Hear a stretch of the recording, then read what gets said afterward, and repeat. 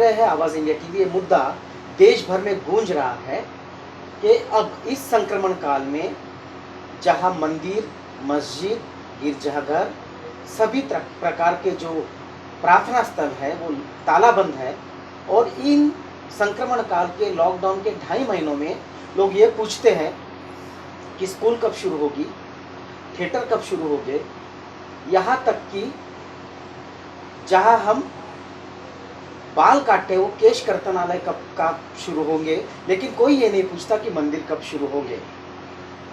ऐसे काल में जब लोग भगवान अंधश्रद्धा से दूर जा रहे हैं तो सरकार राम मंदिर बनाने की जद्दोजहद में जुट गई है, और जहां अयोध्या की राम मंदिर की भूमि है जो पहले से विवादास्पद भूमि है, वहां अब ज़मीन को समतल करने का काम शुरू हो गया है। सुप्रीम कोर्ट के फैसले के बाद कि रामलला का अस्तित्व सुप्रीम कोर्ट ने माना है, और ये ज़मीन जो है हिंदुओं का दावा इस पर कायम करते हुए हिंदुओं को दी है, और वहाँ पे ट्रस्ट बनाकर अब मंदिर निर्माण के लिए ज़मीन को समतल करने का काम शुरू हो गया है।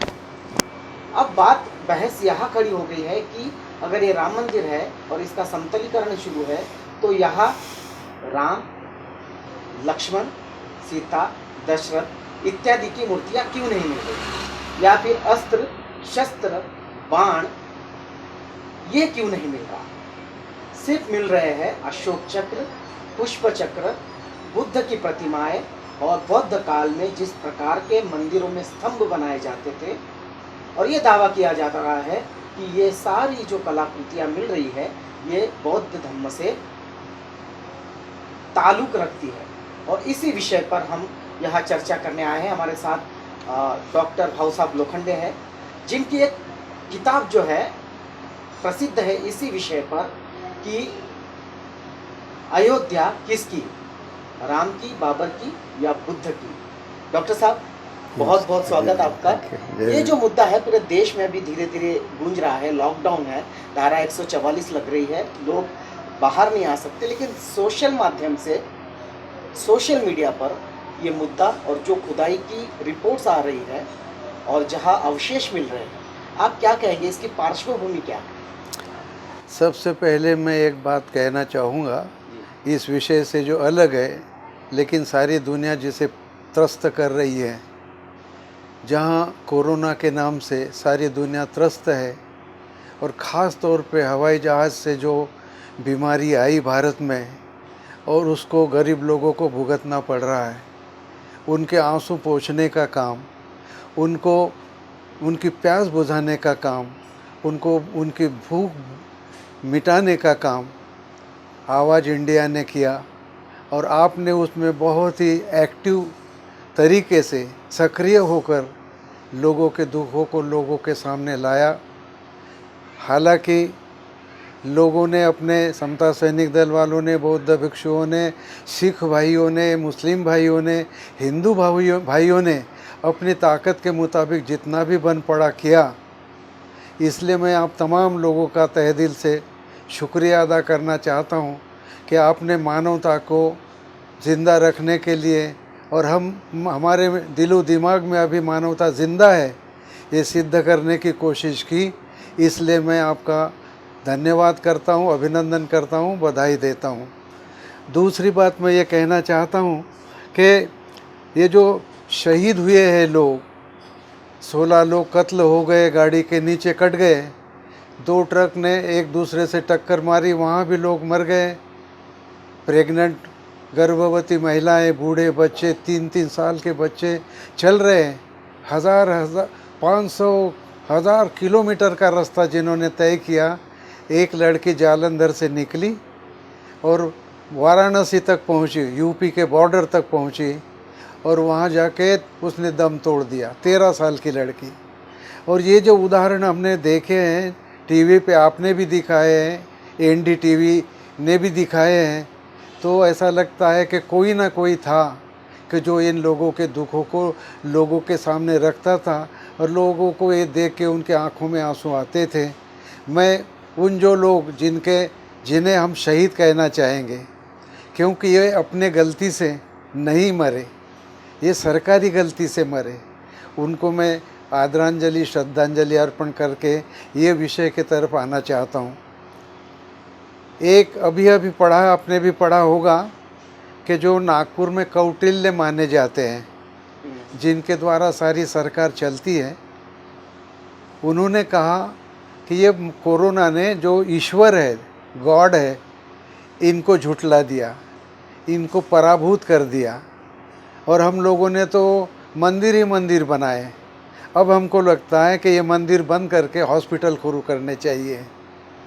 एक बार डॉक्टर श्रीराम लागू ने कहा था कि ईश्वर को रिटायर्ड कर देना चाहिए, तो सारे महाराष्ट्र में बहुत ही हलचल मच गई थी कि ये कोई बात हो गई, डॉक्टर श्रीराम लागू जैसा आदमी ये कह रहा है। पर ये बात ऐसे आदमी ने कही है कि जिसको प्रश्न पूछने की किसी की हिम्मत नहीं है। और उन्होंने कहा और उन्होंने कबूल कर लिया कि दुनिया में ईश्वर नाम की कोई चीज़ नहीं है, ये हार गए ईश्वर। और उन्होंने कहा कि ताले लग गए मंदिरों को। कहते हैं कि आगे वो अपने पास जो सोना पैसे हैं वो लोगों के काम में खर्चा लाओ। ये बात भारत में पहली बार भाऊ साहेब देशमुख ने पार्लियामेंट में कही थी कि हमारे देश में जितने भी धार्मिक स्थल है जिसमें मंदिरों की संख्या ज़्यादा है, जितना भी सोना पड़ा है वो रिज़र्व बैंक के पास दे दिया जाए और उसके आधार पे हमें अपनी इकोनॉमी को मजबूत किया जाए। लेकिन देशमुख साहब की बात किसी ने नहीं मानी। और अभी 1-2 साल पहले शरद यादव साहब ने ये बात कही कि ये जो सोना है हमारे धार्मिक स्थलों में वो रिज़र्व बैंक के पास रख दिया जाए, छीनने का नहीं, डिपॉजिट कर दीजिए। तब भी कहते हैं कि बहुत सालों तक के हमको टैक्स नहीं देना पड़ेगा। और अभी किसी ने लिखा है 12,900 क्विंटल 12,900 क्विंटल सोना मंदिरों में पड़ा है। वो सोना अगर हम रिज़र्व बैंक के पास दे देते हैं तो उनको अपना डिपॉजिट जो है, फिक्स डिपॉजिट जो है, जिसको बाबा साहब डॉक्टर आम्बेडकर ने सोने के रूप में रखने के लिए कहा था, वो पूरा और मजबूत हो सकता है और उसका उपयोग भी हो सकता है। 1000 क्विंटल हीरे मोती जवाहरात पड़े हैं वहाँ, वो भी अगरचे हम वहाँ दे देते हैं तो ये बात समझ में आ सकती है। और ये समाज में अभी जो तनखे बंद हो रहे हैं, कम हो रहे हैं, लेकिन प्रीतम भाई मुझे एक बात का आश्चर्य होता है, 7 अप्रैल को भारत के संसद के जो सांसद हैं उनका तनख्वाह गैजेट में पब्लिश हो गया है। सेंट्रल गवर्नमेंट के 4,09,000 तनख्वाह फिक्स किया गया है खासदारों का। और इधर नौकरदारों के उनके जो अपने जो भत्ते थे, महंगाई भत्ते थे, वो बंद कर दिए गए। कुछ लोगों के तनखे भी कम कर दिए गए। तो ये बात नहीं होना चाहिए थी। ये मुद्दे पे मैं इसलिए आ रहा हूँ कि हवाई जहाज़ ने यहाँ बीमारी लाई। ट्रंप अपने साथ आए, 2,500-3 हज़ार लोग साथ में ले आए और उनका जय जयकार करने के लिए लाखों लोग अहमदाबाद में जमा हो गए। दिसंबर के एंड में और जनवरी के फर्स्ट वीक में हमारे सरकार को मालूम हुआ कि कोरोना का बीमार भारत में है। वुहान से निकल के वो भारत में आया है, हवाई जहाज़ के द्वारा आया है। अगर हमने उन्हीं आए हुए फ्लाइट के लोगों को वहीं क्वारंटाइन कर लिया होता तो देहातों तक के ये बीमारी नहीं फैलती। इतना ही नहीं, जब तक के एमपी की गवर्नमेंट नहीं गिर गई और अपने कब्जे में नहीं आई, तब तक के आपने पार्लियामेंट चालू रखी, तब तक ये बीमारी भारत में बढ़ने लगी। और जब बहुत बढ़ गई तो आपने जिस तरह से नोटबंदी एक रात में कर दी थी, उसी तरह से आने वाले उधर, जाने वाले इधर, इस तरह से सारा देश बढ़ गया। उस वक़्त तो पाकिस्तान हिंदुस्तान में बढ़ गया था, लेकिन उनका रास्ता किसी ने नहीं रोका था।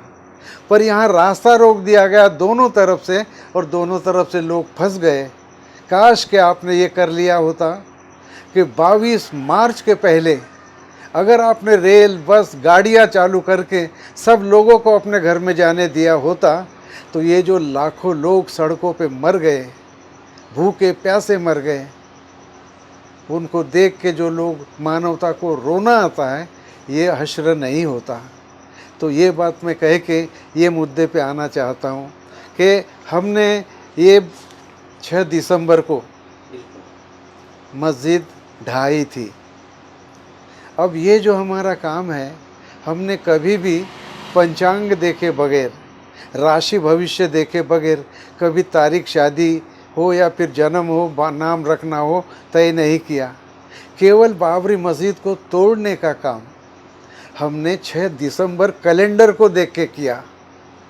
और जब बाबरी मस्जिद तोड़ी गई तो किसी ने कहा कि अरे ये मस्जिद क्या तोड़ते हो, अगर तोड़ना है तो भारत के संविधान को तोड़ो।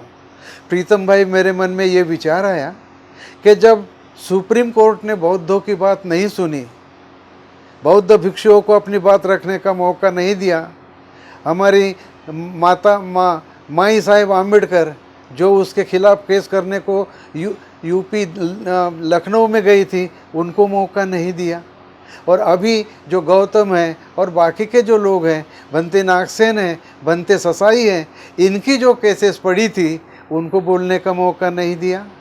और जब मौका उनको रिज़ल्ट देने का, निकाल देने का मौका आया तो कहा कि ये रिज़ल्ट, ये हमारी सुनवाई हो जाने दो, बाद में हम आपकी सुनवाई करेंगे। और हश्र क्या हुआ कि आपने सबसे पहले आपका रिज़ल्ट दे दिया। 65 एकड़ ज़मीन रामलला के लोगों को दी और 5 एकड़ ज़मीन उनको कहीं और दे दी, लेकिन जो बौद्ध खरे क्लेमेंट थे, उनको आपने मौका ही नहीं दिया। हमारा कहने का मतलब ये है कि आपने इस बारे में नेचुरल जस्टिस नहीं दिया, क्योंकि एक जो मुख्य जो क्लेमेंट है, उसको आपने आपके सामने आने ही नहीं दिया। और दूसरी बात यह है कि यहाँ सुप्रीम कोर्ट का ये निर्णय है, ये टाइम्स ऑफ इंडिया में आया है, SC historians report on Babri मियर opinion. 4 विद्वान लोगों ने अपनी बात कही वहाँ सुप्रीम कोर्ट में जाके, तो कहा कि तुम्हारा ये ओपिनियन है, ये एविडेंस नहीं हो सकता। और दूसरे तरफ जब उनको पूछा गया कि आपके पास क्या एविडेंस है, तो उन्होंने जवाब दिया, मंदिरों में आग लग गई थी और सारे हमारे एविडेंस जल गए। वहाँ बिना एविडेंस के आपने रिपोर्ट, वहाँ अपने जस्टिस दे दिया, अपना निर्णय दे दिया। और यहाँ आपने कहा कि 4 लोग यहाँ नाम है उनके, और वो चारों लोग हिस्टोरियन हैं, बड़े बड़े हिस्टोरियन हैं। उसमें R.A. शर्मा नाम के विद्वान हैं, वहाँ और दूसरे भी लोग हैं कि जिन्होंने झा नाम के एक है, और दूसरे हैं, और बाकी लोग हैं। उनके नाम पढ़ता हूँ मैं।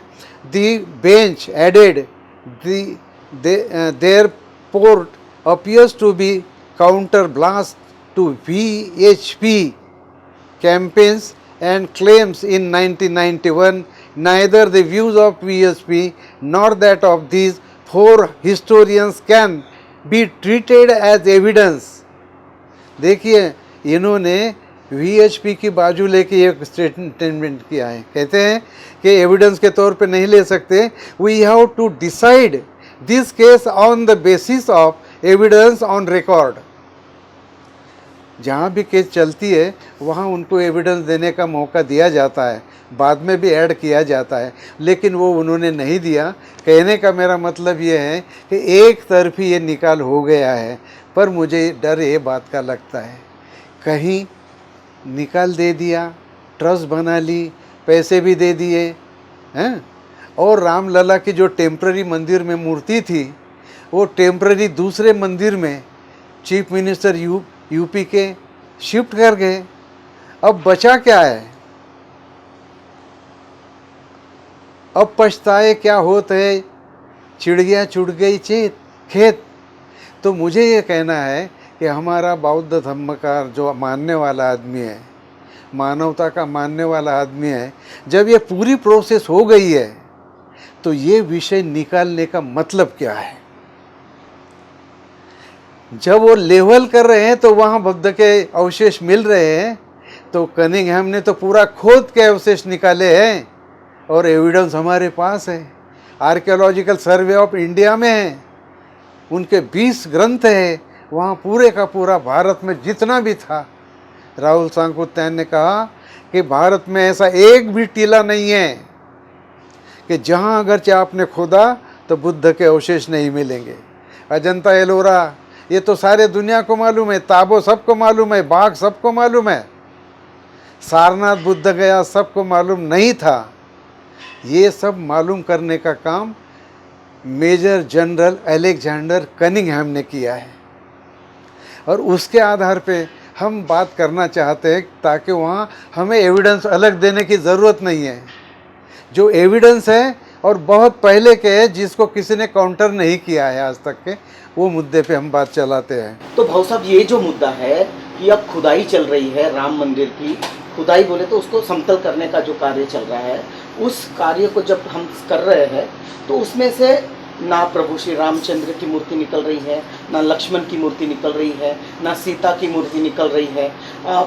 ये जो है देखा जाता है कि किसी भी राज्य को उसको प्रमाणित करने के लिए, जैसे अशोक काल हो या मौर्य काल हो या किसी भी काल को, कनिष्क का काल हो, उनकी जो सिक्के होते, चाहे अलेक्जेंडर के सिक्के हो, चाहे औरंगजेब के सिक्के हो, सिक्कों को प्रमाणित किया जाता है। ऐसा कोई सिक्का भी वहाँ पर नहीं मिला, दशरथ की मूर्ति नहीं मिली। और अस्त्र शस्त्र जो चलाते थे, ना बाण ना तलवार, ऐसा कुछ भी शस्त्र वहाँ उत्खनन में नहीं मिला। तो क्या प्रमाणित करते हैं हम ये जो मुद्दा है, उसके बारे में आप क्या कहेंगे कि सुप्रीम कोर्ट ने अपना न्याय दे दिया, रामलला को मंजूर कर लिया कि रामलला है, और दावा जो हिंदुओं का था ज़मीन के बारे में, वो ज़मीन भी हिंदुओं को दे दी गई। आप क्या कहेंगे इस मुद्दे पर? मुगल सराय को उन्होंने उपाध्याय नगर कर दिया, इलाहाबाद को उन्होंने प्रयागराज कर दिया। उसी तरह से ये जो नाम है अयोध्या, ये किसी दूसरे नाम पे थोपा गया है। और इतिहास में थोड़ा आपके सामने कहना चाहूँगा, क्योंकि ये वक्तृत्व की गुंजाइश यहाँ नहीं है। यह बाप दाखवना है तो श्राद्ध कर वाली बात होने से मैं ये बात आपके सामने थोड़ा सा पढ़ना चाहूँगा। क्या है विषय के बारे में? ये माना जाता है कि यहाँ बुद्ध भूमि साकेत बनाम राम जन्मभूमि अयोध्या के संदर्भ में हुआ है। दुनिया के महानतम बहुसंख्य इतिहासकारों ने यह मान लिया है कि भारत के विश्वसनीय इतिहास की शुरुआत ही भगवान शाक्य मुनि तथागत गौतम बुद्ध के कालखंड से होती है। वहीं से इतिहास शुरू हो जाता है। तो अर्थात शाक्य मुनि बुद्ध ही भारत के प्रथम ऐतिहासिक महापुरुष हैं, जिनका ऐतिहासिक कालानुक्रम शिस्तबद्ध ढंग से लगाया जा सकता है। अब इसमें प्रोफेसर L.M. बाशम कहते हैं, in the 6th century BC that Indian history emerges from legends and dubious tradition. Not now for the first time we read the great kings whose historicity is certain, and some of those are achievements are known, and from now on the main lines of India political development are clear. यानी सच्ची इतिहास की शुरुआत यहाँ भगवान बुद्ध के पास होती है। अब ये कहाँ आ गए हम? यहाँ राम जो है मंदिर का उल्लेख कहाँ आता है? ब्राह्मणी और पौराणिक साहित्य में जिस प्राचीन उत्तर भारतीय नगर को अयोध्या कहा गया है, उसी को बौद्ध साहित्य में प्राचीन समृद्ध साकेत नगरी कहा गया। ब्राह्मणी और पौराणिक साहित्य में जिस प्राचीन उत्तर भारतीय नगर को अयोध्या कहा गया है, उसी को बौद्ध साहित्य में प्राचीन समृद्ध साकेत नगरी कहा गया है। जैसा कि हमने इसके पहले देखा है कि भारत के ऐतिहासिक कालखंड की शुरुआत शाक्य मुनि बुद्ध से होती है, तब से लेकर ईस्वी सन 7वीं शताब्दी में भारत भ्रमण पर आने वाले चीनी धम्म यात्री पूजनीय भदंत ह्यूयन संग तक, उसके कई वर्षों बाद तक अयोध्या में राम मंदिर होने का धुंधला सा भी उल्लेख नहीं आता।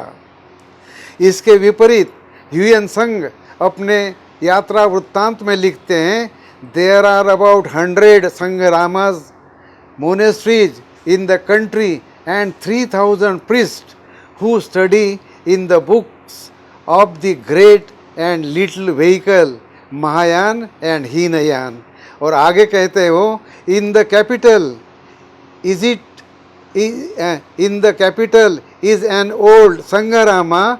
It was in this place that Vasubandhu Bodhisattva during a sojourn of several decades of years composed various shastras both of great and little vehicle. By the side in the some ruined foundation walls, this was the hall in which Vasubandhu Bodhisattva explained the principles of religion and preached for the benefit of kings and different countries, eminent men of the world, Shramana and Brahmana। ये साकेत नाम की जगह है जिसका उल्लेख यहाँ ह्यूनसंग ने किया है।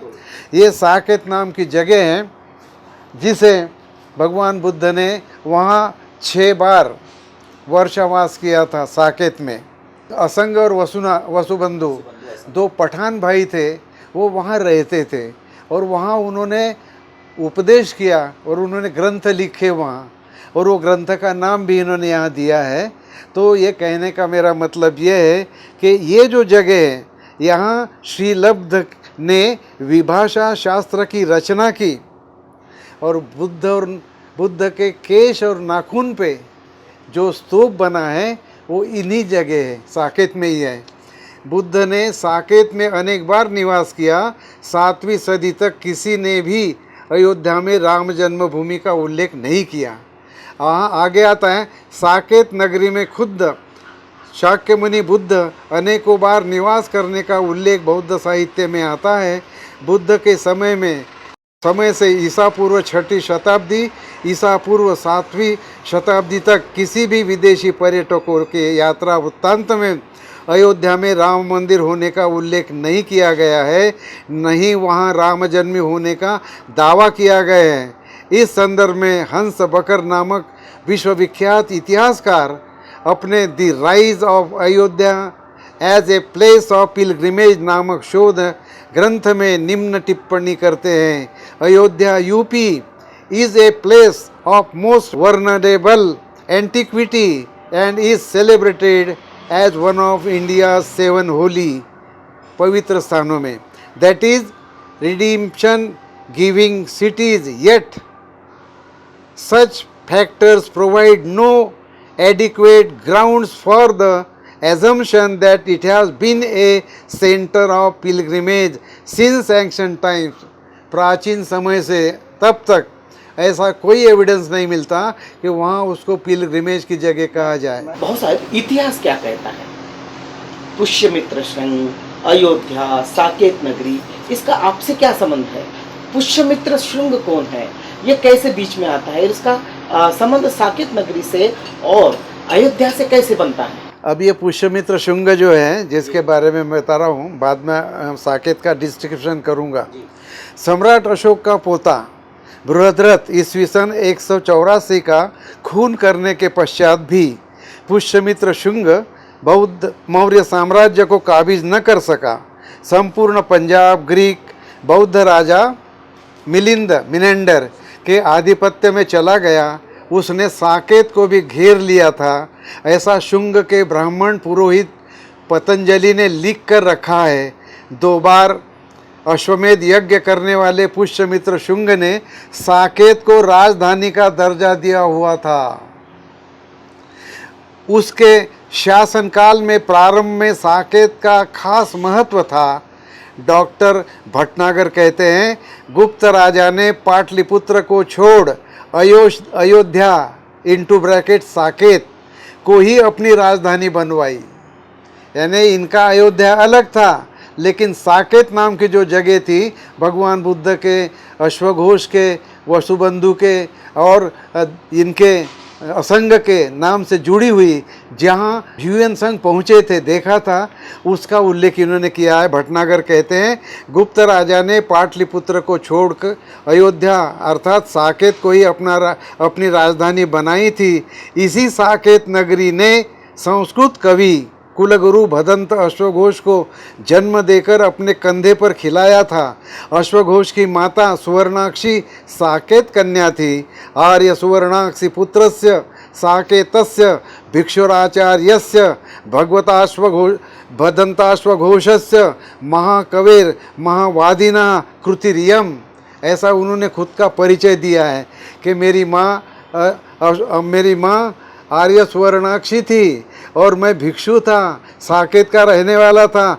भदंत अश्वघोष मेरा नाम था। मैं महाकवि था, महावादी था, महाविद्वान था। और उसकी एक कृति है सौंदर्यानंद और बुद्धचरित। ये प्रूफ दिया है उन्होंने। ऐसा वे स्वयं गौरवपूर्ण परिचय देते हैं। संपूर्ण जम्बूद्वीप को अपने तेज से सूर्य समान प्रकाशित करने वाले महाकवि अश्वघोष को प्रस्तुत करने वाली साकेत नगरी की विशेषताएं चीनी यात्रियों ने विस्तार पूर्वक उद्धृत की है। ह्वेन संग लिखते हैं, गंगा नदी पार कर अयोध्या प्रदेश में प्रवेश किया। इस प्रांत की राजधानी अयोध्या यानी प्राचीन साकेत थी। चीन का प्रवासी कह रहा है, भारत का नहीं। थी महान तत्वज्ञानी असंग एवं वसुबंधु, इनके कीर्ति से अयोध्या अब दैदीप्यमान थी। बौद्ध धर्म के विज्ञानवाद के वे आद्य प्रवर्तक थे। शहर के नैऋत्य दिशा में 2 मील दूर विहारों में दोनों बंधु 200 साल पहले रहा करते थे। वही धर्म तत्वज्ञान का पठन पाठन करते थे। वे गांधार से आए हुए पठान बंधु थे। असंग ने महायान का स्वीकार किया तो वसुबंधु हीनयानी ही रहा। उनके विचार प्रवर्तन के संबंध में ह्वेन संग लिखते हैं, उस महान विज्ञानवादी असंग ने अयोध्या के पास अमराई के विहार में वसुबंधु से भेंट की। असंग वसुबंधु को विहार की छत पर ले गए, जहाँ से बहती हुई शरयू नदी स्पष्ट दिखाई देती थी। देखिए, रामायण की जो अयोध्या है गंगा नदी के किनारे है, और ये जो अयोध्या है ये शरयू नदी के किनारे है। और ये शरयू नदी स्पष्ट दिखाई देती थी। चंद्रमा अपनी धवलता लिए हुए शरयू के स्वच्छ हृदय में प्रतिबिंबित हो रहा था। शरयू के निर्मल प्रवाह में प्रतिबंधित हो रहे चंद्र प्रकाश में वसुबंधु को साक्षात्कार हुआ। इस अयोध्या में उम्र के 83वें साल में वसुबंधु परिनिर्वाण को प्राप्त हुए। और आगे देखिए, राहुल जी और फ्राउल वार्नर के मतानुसार वसुबंधु नरसिंह बालादित्य गुप्त युवराज के राजगुरु थे। परंतु राहुल जी के मतानुसार वसुबंधु मातृभूमि को लौट गए। भदंत वसुबंधु अयोध्या में सम्मानित गुरु के तौर पर कई साल रहे। पीछे गुप्तों की नीच भावना से निराश हो अपनी जन्मभूमि पुरुषपुर यानी पेशावर को लौट गए। ह्वेन संग लिखते हैं, अयोध्या के पुराने संघाराम में वसुबंधु ने अनेकों ग्रंथों को लिपिबद्ध किया। उसी संघाराम से सटी इमारतों की नींव के भग्नावशेष अभी भी मिलते हैं। इसी सभा मंडप में वसुबंधु धम्म प्रवचन किया करते थे। शहर की उत्तर दिशा में 10 मील दूर बड़ा संघाराम है, जिसमें अशोक निर्मित 200 फीट ऊंचा भव्य स्तूप है। ये ह्वेन संग देखा हुआ आदमी कह रहा है, चीन का आदमी कह रहा है। यही बुद्ध ने धर्मोपदेश किया था और इसीलिए अशोक सम्राट ने यहाँ स्तंभ का निर्माण कराया। और इसी संघाराम के पश्चिम ओर 1.5 मील दूर एक स्तूप है, जिसमें भगवान बुद्ध के केश और नाखून जतन करके रखे गए हैं। यहीं पर बौद्ध पंडित श्री लब्ध ने विभाषा शास्त्र नामक ग्रंथ लिखा था। अयोध्या में ह्वेन संग को 100 विहार और हीनयानी और महायानी 3000 भिक्षु दिखे थे। उपरोक्त ह्वेन संग कृत वर्णन में साकेत, अयोध्या और शरयू नदी का उल्लेख अत्यंत सजीव है। इसमें सभी स्तूप एवं विहारों की संगति विस्तृत विवरण विश्लेषण करने का महत् कार्य जनरल कनिंघम ने अपने अयोध्या के उत्खनन से किया है, और यह सभी विश्लेषण एक निष्कर्ष के तौर पर आर्कियोलॉजिकल रिपोर्ट में लिपिबद्ध कर जतन करके रखे हैं। अयोध्या में बुद्ध उपासक ने गंगा के किनारे पर विहार की निर्मित कर बुद्ध प्रमुख भिक्षु संघ को दान करने का प्रमाण मिलते हैं। इससे यह स्पष्ट बात होती है कि सरयू के किनारे जो नगर बसाया गया था वह साकेत नगरी था, और बुद्धकालीन अयोध्या और आज की अयोध्या ये दोनों अलग अलग स्थान है।